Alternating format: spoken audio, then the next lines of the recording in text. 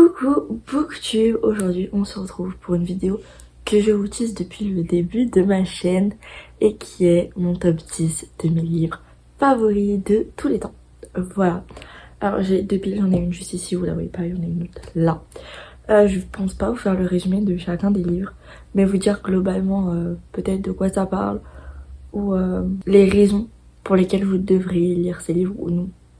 Enfin, globalement, c'est mon top 10 de mes livres préférés, donc normalement, il n'y a que des coups de cœur et que des livres que j'ai adorés, donc je vous les recommande tous, évidemment. Mais voilà, après, ça dépendra de vous, etc.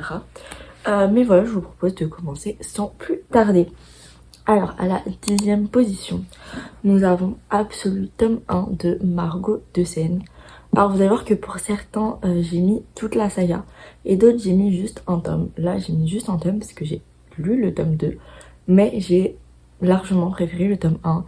En général, de toute façon, avec les dystopies, bon, vous verrez qu'il y a une exception, mais globalement, les dystopies, je sais que je préfère toujours le 1. Pour Hunger Games, c'est le cas. Pour Divergente, c'est le cas. Bon, pas pour le Labyrinthe. Mais globalement, voilà. Parce que c'est l'introduction au monde, c'est les épreuves, enfin, bref. Dans l'absolu, donc, vous l'avez deviné, c'est une dystopie où chaque année, il y a des ados qui sont envoyés dans une zone dans le but d'exterminer la chose. Vous voulez un petit aperçu de la chose? C'est ça. Voilà. Ça donne très envie. Oui, voilà. Et ils sont enfermés dans cette zone jusqu'à réussir à mettre fin au jour de cette chose. Et pour l'instant, personne n'a jamais réussi à le faire. Et au final, ils vont rentrer dedans et ils vont se rendre compte que la chose n'est pas forcément le seul ennemi dans cette zone. Voilà. Bref, c'est trop bien, je vous le conseille à 1000%. Et le tome 3 sort en novembre, si je dis pas de bêtises. Et j'ai juste beaucoup trop hâte de finir cette saga. Parce que enfin, j'aime trop les personnages, j'aime trop l'univers, j'aime trop heureuse. Ah oui, je vais en profiter pour vous montrer des dédicaces quand j'en ai. Ouais. Bref, lisez tous cette saga. Si vous aimez la dystopie. Pour les inspirations d'autrices, donc il y a, comme je vous ai dit, Hunger Games, Divergente, le Labyrinthe. Mais il y a également l'Attaque des Titans. Si jamais. Voilà. Lisez tout ça absolument. Ensuite, à la 9e position. Là, la 9e et 8e position, c'est un petit peu dur de faire un choix, j'avoue. Mais on a la duologie. J'aime trop le post-it de Troublemaker de Laura Swan. J'ai adoré cette saga. Elle est tellement bouleversante, tellement... En fait, ça te prend en trip, c'est tellement bourré d'émotions. Et vraiment, cette duologie est incroyable. Je vais suivre June qui subit du harcèlement au lycée et qui, à la maison, subit des violences de la part de sa belle-mère. Et en fait, elle va tomber au début un peu par hasard sur Shane. Puis elle va le rencontrer une deuxième fois. Il va être son cambrioleur. Littéralement son cambrioleur. Et après, il va devenir son prof de maths. Oui, il va y avoir une relation entre les deux. Une relation prof-élève. Mais personnellement, j'ai adoré leur relation. Mais enfin, c'est pas ce que je retiens de Troublemaker. Parce qu'il se passe tellement de choses, déjà dans le 1, mais dans le 2, mais il y a une succession de choses. Vraiment, j'étais abasourdie. Je le lisais, ça s'arrêtait pas, il y avait plein de trucs qui se passaient, j'étais en mode, mais stop! Les pauvres! Laissez-les respirer 3 secondes! C'était tellement déchirant, c'était tellement horrible. Mais la plume est incroyable, l'ambiance aussi, et je vous conseille de lire Troublemaker. Par contre, attention aux très nombreux trigger warnings. C'est vraiment pas à mettre dans les mains de tout le monde. Mais si vous avez l'occasion de les lire, lisez-les parce qu'ils sont juste géniaux. J'en profite également pour vous montrer ma dédicace du tome 1. Voilà. Hop. Donc à la 8e position, je vous avais dit que c'était très serré. Nous avons Divine Revolt de Rebecca Rose. Alors j'ai lu très récemment le tome 2. Mais je l'ai moins aimé que le tome 1. Je pensais pas. Parce que franchement, ce qu'on me disait, que c'était plus sur l'univers, sur la guerre entre les dieux, parce qu'il y a une guerre entre les dieux. Je me suis dit, j'ai grave kiffé. Et en fait, non. Voilà. Donc c'est le tome 1 que j'ai préféré. Le tome 1, tu suis Roman et Iris, qui travaillent dans le même endroit, et qui se battent tous les deux pour obtenir le même poste, en fait. Sauf qu'il n'y a qu'une place, ils peuvent pas être tous les deux pris pour ce poste. Il y en a qu'un des deux qui doit être pris, donc ils sont Revolt to Lover. Et en plus de ça, ils ont des machines à écrire connectées. Elles sont magiques. Et en fait, ce qui fait que quand ils écrivent une lettre avec leur machine à écrire et qu'ils mettent la lettre dans leur garde-robe, et bah elle va dans la garde-robe de l'autre. Sauf qu'au début, ils ne savent pas qui à qui ils écrivent. Iris, au début, elle écrit à son frère qui est parti à la guerre et dont elle n'a plus de nouvelles. Et quand elle voit la lettre disparaître, elle se dit que potentiellement sa lettre a atteint son frère d'une quelconque manière, peu importe comment. Et en fait, des mois plus tard, elle va se rendre compte que non, parce que quelqu'un va lui répondre. Et elle va se rendre compte que non, c'est pas du tout son frère. Et vraiment, au début, ils échangent, ils ne savent pas du tout à qui ils parlent. Et très vite, ça dépend pour qui. Il y en a un des deux qui va se rendre compte qui est l'autre, mais bah, c'est compliqué parce qu'ils sont pas censés s'aimer. Ils sont censés se détester dans la vraie vie. Il y a aussi tout un contexte de guerre, de magie, etc. La magie est beaucoup plus développée dans le tome 2. Même si on en parle un petit peu dans le 1, avec les créatures, etc. Mais c'est quand même beaucoup plus développé dans le tome 2. Et le contexte de guerre, dans les deux livres, il est quand même très important. Il est pas juste en mode ouais, il y a la guerre là-bas et c'est tout. Non. Donc bref, cette histoire aussi est déchirante. La fin du tome 1, vraiment courage. Vraiment courage. Après, personnellement, quand je l'ai lu, le tome 2, il venait tout juste de sortir, je crois, où il sortait incessamment sous peu. Je l'ai acheté que des mois plus tard, le 2, donc bon. Donc voilà. Mais non, franchement, cette histoire est juste incroyable. Lisez là. De toute façon, je vais vous dire ça pour tous ces livres, puisque c'est mes favoris, donc évidemment que j'aimerais que vous les lisiez si ce n'est pas déjà fait. Voilà, donc bref. On enchaîne avec une trilogie qui est à la 7e position. Une trilogie que tout le monde connaît normalement. Je sais, je suis pas très originale, mais la trilogie du peuple de l'air. Donc le prince cruel, le roi maléfique et la reine sans royaume. J'ai juste adoré cette trilogie. En fait, je comprends que certains n'aiment pas. En fait, non, oui et non. En fait, je comprends que certains n'aiment pas. Seulement, si vous vous êtes mis en tête que vous alliez lire cette trilogie pour la romance. Parce que vraiment, faut vraiment pas lire cette trilogie pour la romance. La romance de Judy Carden, ouais, elle est Miss Lovers, oui, elle est bien, non, mais elle est très peu présente. C'est genre vraiment du bonus, en fait. Non, vraiment, l'histoire, c'est toutes les complots politiques, les trahisons, enfin, tout ce qui se passe, en fait, pour avoir du pouvoir. Et enfin, c'est juste trop bien. Et s'il vous plaît, les auteurs, écrivez plus de livres comme ça, s'il vous plaît, et plus de dystopies aussi. Voilà, je fais mes petites requêtes, voilà. Si jamais vous passez par là, moi je veux bien. Mais bref, non, franchement, cette trilogie est incroyable. Enfin, vraiment, toutes les révélations, toute l'action qui se passe, c'est juste génialissime. Vraiment, ça, c'est de la fantaisie. De la bonne fantaisie. Il y a vrai. En fait, moi, la fantaisie, soit je lis pour les pouvoirs, soit je lis pour les complots. Et là, les complots politiques, mais incroyable. Vraiment, les retournements de situation, les plot twists. J'adore. C'est trop. Enfin. Donc, je sais pas si j'ai besoin de vous faire le résumé de. En fait, si je vous fais un peu des résumés, je m'en rends compte depuis tout à l'heure, mais bon, bref. Mais en gros, je suis Jude et sa sœur Taryn qui ont vu leurs parents se faire massacrer quand elles étaient toutes petites et elles se sont fait recueillir par. Purée, j'ai la vision de sa tête, j'ai plus le nom. Mais bref, par un faille. Et en gros, il va les emmener donc dans le monde des failles, à Elfheim. Et il s'avère que là-bas, bah, il y a que des failles, ou des créatures surnaturelles, mais il n'y a pas d'humaines, elles sont les deux seules. Et bah, ça va être très compliqué de se faire une place là-bas, étant donné qu'elles sont censées être faibles par rapport aux autres. Cette trilogie, elle est incroyable. Vraiment génial. J'adore. Enfin, on arrive à la 6e position, je crois. C'est lui. Là, vraiment, c'est mes chou. Genre, vraiment, c'est mes bébés d'amour. Donc là, je vous disais, oui, pour les dystopies, il y en a un, c'est un peu une exception, j'aime pas que le 1. Enfin, c'est pas le 1 mon préféré. Bon, du coup, il y a le labyrinthe, mais en livre, parce que j'ai pas lu les labyrinthes, faudrait. Mais tiens, faut que je me les achète. Bon, bref. Mais en livre, c'est. J'ai terminé le tome 5, Defy Me. Et le titre, ma passion. Cette saga est juste incroyable. Par contre, il y a énormément de personnes qui sont en mode, ouais, la première trilogie, elle est incroyable, mais pas la deuxième. Alors, comment dire? Parce que moi, pour l'instant, j'ai pas lu le dernier tome. Mais pour l'instant, la deuxième trilogie, je la préfère 1 milliard de fois plus que la première. Donc, je sais pas. En fait, j'ai des suspicions de pourquoi les gens n'ont pas aimé cette trilogie. Après, je sais pas si c'est vrai ou pas. Mais en fait, dans la première trilogie, t'es vraiment centré sur le secteur 45. mais surtout, très précisément sur Juliette. T'es vraiment dans la tête de Juliette, tout le temps, 24h/24, non-stop, et voir comment, parce qu'en fait, de base, Juliette, elle est dans un asile depuis je sais même plus combien de temps. Et donc, ben, forcément, quand t'es dans un asile tout seul, en plus, quand tu vois ces conditions d'hygiène de vie, c'est vraiment pas terrible, quoi. Donc, forcément, tu commences un peu à vriller. C'est normal. Et donc, en fait, t'es un peu dans les pensées de Juliette qui est un petit peu folle, hein. On va pas se mentir que c'est un petit peu. Donc, voilà pour ça.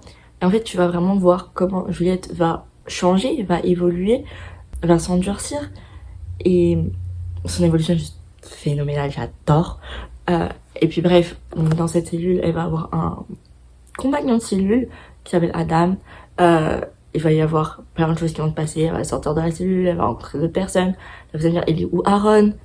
Vous verrez. Mais au début, ce n'est pas Aaron, c'est Adam. Vous pouvez être préparés. Moi, j'étais pas prête. Vraiment, au début, j'ai vu Adam, je suis en mode, t'es qui toi?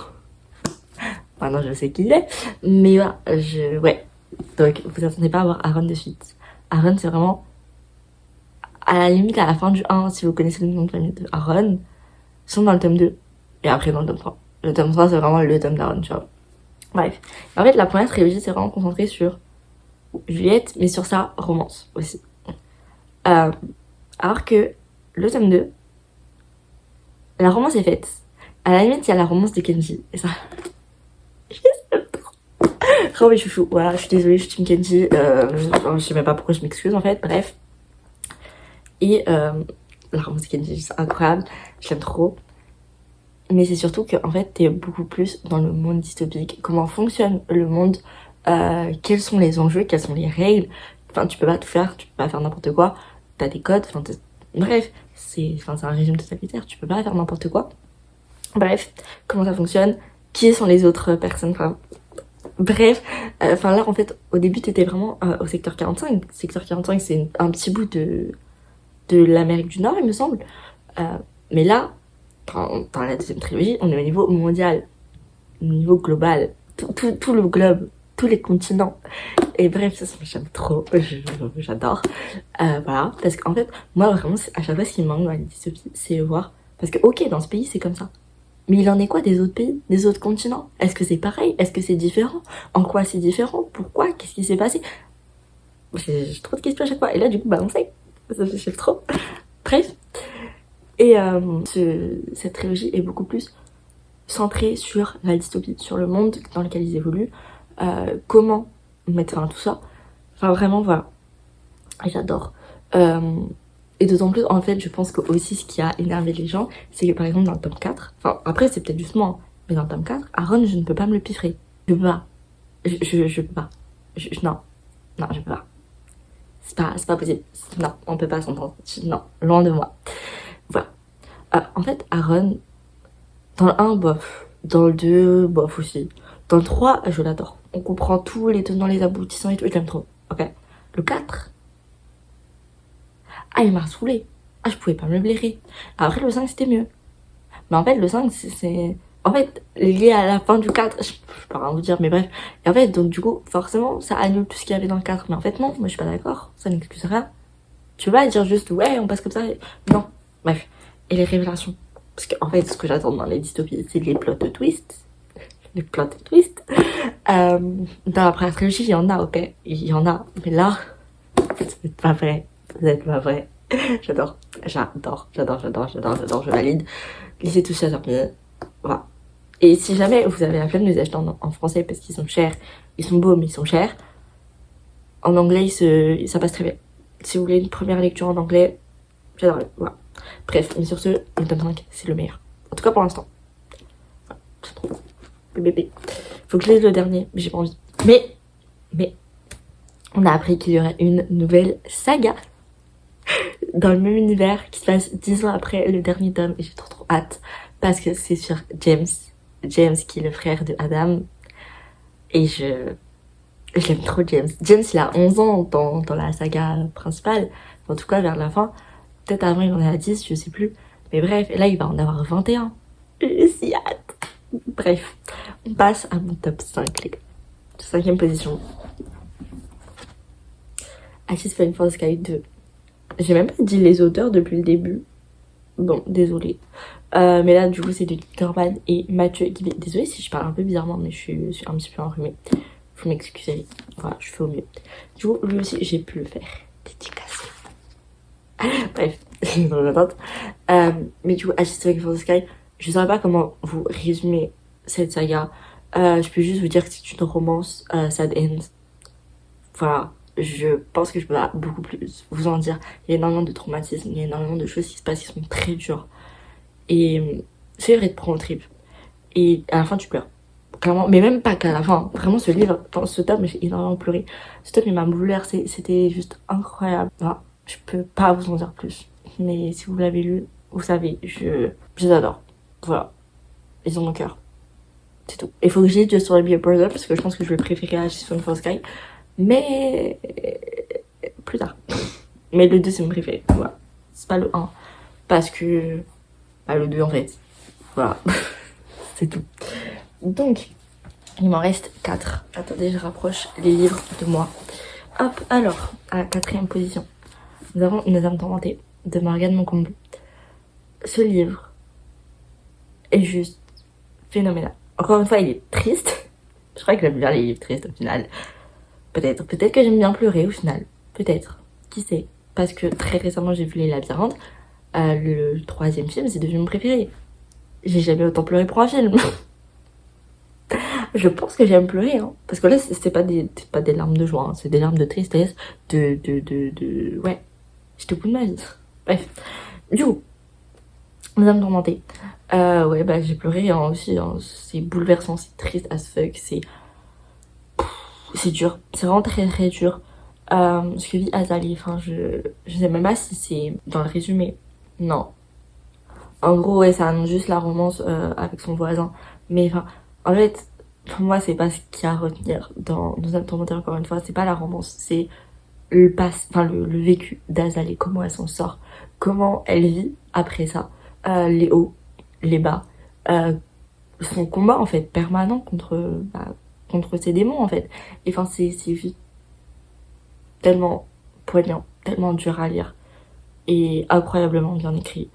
Je vous conseille tous Nos âmes tourmentées. Par contre, attention au trigger warning parce que c'est pas des lol, c'est pas des lol. Voilà, pour moi c'est le meilleur qu'elle a écrit. Après, j'en ai pas lu tant que ça, j'ai juste lu l'as de cœur, l'as de pique, Nos âmes tourmentées, il faut une again. Mais Nos âmes tourmentées, il aura toujours une place spéciale dans mon cœur. Ensuite, à la 3e position, j'étais obligée de mettre un des livres de mon autrice de New Romance préférée. Parce que non, c'est pas Morgane Moncomble, c'est Pretty Cherry. J'ai lu 9 de ses livres, les 9 ont été des coups de cœur. Je pense que je peux dire sans trop d'hésitation que c'est mon autrice de New Romance préférée. Voilà. Just saying. Mais du coup, mon préféré d'elle, c'est Lueur de l'Est, donc le tome 2 de la saga Compass. J'adore. En gros, tu vas sur Alia et Connor, si je dis pas de bêtises. Si je me souviens bien de leur prénom. Je suis pas sûre. Ou tu prennes des prénoms. Enfin, Connor, j'en suis sûre. Alia, je suis pas sûre. Oui, si, c'est ça, c'est Alia. Du coup, tu suis Alia et Connor qui vont se rencontrer à Halloween. Littéralement, ils vont tous les deux se rencontrer à New York à la soirée d'Halloween. Et en fait, Alia va être déguisée en chaperon rouge, son petit chaperon rouge, et Connor en Captain America. Et en fait, ce soir-là, ils vont pas se donner leur prénom. Ils vont juste se surnommer Rouge et Captain. Bref. Et en fait, ils vont passer la soirée ensemble. Et le deal, c'est qu'ils passent la soirée ensemble sans jamais se donner leur prénom. Et quand le soleil se lève, ils doivent se quitter et ne jamais chercher à se retrouver. Et si jamais le destin les remet sur la même route, et bien, dans ce cas-là, ils pourront se reparler, etc. Mais si ce n'est pas le cas, il faut pas qu'ils cherchent à se retrouver. Et ils vont se retrouver, je sais même plus combien de temps après, mais des années après. Et elle va être sur le point de se marier. Voilà. Ce tome est juste incroyable et je l'aime trop. Enfin, puis Connor, mon préféré de la saga. Vraiment, il est dans chacun des tomes. Il est vraiment dans littéralement les 4 tomes. Ok, les 4. Mais en même temps, c'est mon chouchou, donc moi je suis trop contente. Lisez tout ce qu'on passe de Pretty Mystery. Voilà. J'accepte pas les critiques négatives. Pour ces 2 prochains livres non plus d'ailleurs. Du coup, mon deuxième livre préféré, Le jour où le soleil ne s'est plus levé, de Ningerman et Marie Anino. Ce livre, en fait, je peux même pas vous faire de résumé parce que le résumé serait pourri et ce serait tellement pas représentatif de ce qu'il y a dans ce livre. Je peux juste vous dire que c'est le tome 1, mais d'un autre point de vue, du point de vue de mon chouchou. Et en fait, ce livre est aussi haut parce que, en fait, le personnage principal, c'est littéralement moi. Je pense de la même manière, je réfléchis de la même manière, je fais les mêmes choses. Enfin, genre vraiment, vous verrez dans le prochain livre, je me suis reconnue aussi dans la protagoniste féminine, mais là, je me suis énormément reconnue en Nate, et je me suis jamais autant reconnue dans un personnage de livre que dans Nate, et j'étais choc barre. Et bref, j'ai pleuré, j'ai crié, j'ai le tome 1 dédicacé, mais pas le 2, parce qu'il était pas encore sorti en relié, et je l'ai voulu en relié. Du coup, je suis un peu délit, mais bon, c'est pas grave. Mais, lisez ce livre, s'il vous plaît, s'il vous plaît. Attention, trigger warning, encore une fois. Et le dernier. Oh, moi, je suis ouais, ouais. Lexstone de Sarah Rivens. Alors, je pense qu'il y aura les deux à cette position, et pas juste le 1. Parce que je suis à jour sur Wattpad, et autant vous dire que j'adore. Ah, par contre, comment ça, il reste 8 chapitres ou 9, bref, peu importe, j'accepte pas, mon cœur reste fermé. Dans ma tête, il y a un tome 3, voilà. Je le dis, voilà. Mais bref, j'ai tellement pas dosé. Et anyway, vraiment, ce livre est incroyable. Je me suis énormément reconnue en Iris et ça m'a permis de comprendre des choses sur moi dont je n'avais même pas conscience. Je vous jure, c'est vraiment ce livre phénoménal. Je l'ai adoré. Attention, dans votre warning, c'est une dark romance, donc c'est vraiment pas à mettre dans les mains de tout le monde. Pour public averti. Je suis trop fière. Mais vraiment, ce livre est juste incroyable. Je pense que vous en avez aussi également tous entendu parler parce que voilà. Mais Iris et Kai, ils ont mon cœur. Et force pour la fin. Enfin, mais au moins, dites-vous que pour la fin, vous savez qu'il y a un top 2. Nous, quand on a vu la fin, enfin, quand on a lu la fin sur Wattpad, parce que j'étais là sur Wattpad, ça va être non, mais Lexon, c'est un one shot. Ah ouais. Ah ouais. Sûr de toi. Bref, voilà. Mais dis-nous qu'au moins vous savez qu'il y a un top 2. Non, vous savez pas. Voilà. Je veux dire, mais non, mais ça paraissait logique. Il y avait plein de questions sans réponse et tout ça. Oui. Et on sait, des TikTok, on disait, ouais, Lexstone va y avoir un tome 2, c'est sûr. Il y avait plein de gens dans nos commentaires qui venaient en mode, non, mais arrêtez d'être dans le déni, il y a qu'un seul tome à Lexstone. Il y aura pas de suite. Donc au début, t'es là en mode, enfin, au début, ça te passe au-dessus, tu vois. Mais à force, tu commences à les croire. Et t'es en train de te dire, oh, en fait, Lexstone, ça va être un one shot. Donc non, hein, voilà, non, c'est un top 1, hein, vous voyez bien le numéro 1, voilà. Bref, mais ouais. Donc moi au début j'y croyais pas, mais après j'ai commencé à être en mode, ah vous, c'est vraiment la fin? Non, c'est pas la fin. Voilà. Mais d'ailleurs préparez-vous pour le top 2, hein, parce que c'est prêt. Un conseil, soyez prêts. Voilà, mais non franchement, c'est le livre. Je peux même pas décrire ce que je ressens pour lui tellement je l'aime d'amour, voilà. Est-ce que je vous fais un résumé? Tant qu'à faire. Alors tu vas suivre Iris qui vit sa vie paisiblement à Edwin jusqu'au jour où elle se fait kidnapper. Voilà. Et ouais, il y a une romance avec son kidnappeur. Mais en fait, là vous allez me dire, mais c'est le syndrome de Stockholm. Non, parce que en fait, Iris était déjà attirée par lui avant de se faire kidnapper par lui. Parce qu'ils s'étaient déjà rencontrés à plusieurs reprises. Voilà, mais c'était déjà embrassé même. Ouais. Bref, voilà. Mais bref, c'est incroyable. Et les thématiques que ça aborde, et les plot twists, et les personnages secondaires. En fait, ce livre, c'est en tout. Et j'ai vraiment tout aimé de ce livre. Mais vraiment tout. Chaque page, chaque phrase, chaque mot. Enfin, de toute façon, je pense que ça se voit avec mes post-it. Il y en a même au-dessus. Bref, de toute façon.